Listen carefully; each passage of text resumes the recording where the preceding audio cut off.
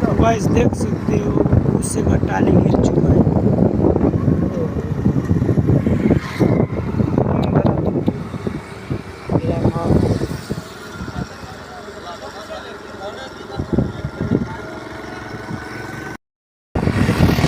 Guys ये आप एक देश के जरिए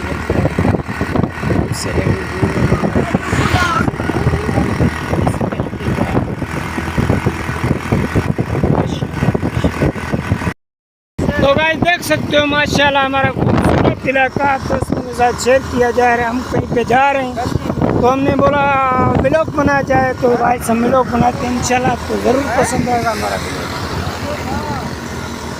व्लॉग। ये गाइस कंकी खड़ा हुआ है माशाल्लाह से, वो दूर दूर तक बाग दिखाई दे रहा है। मतलब मारा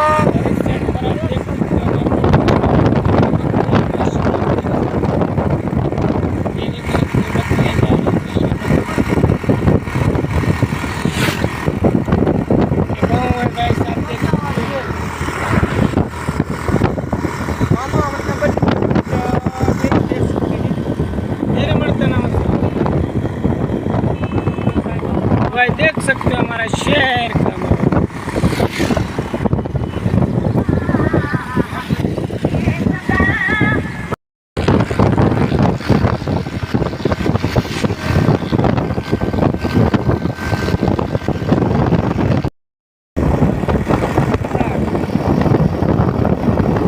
तो भाई देख सकते हो माशाल्लाह ये हमारा ढोरा, सेम ढोरा के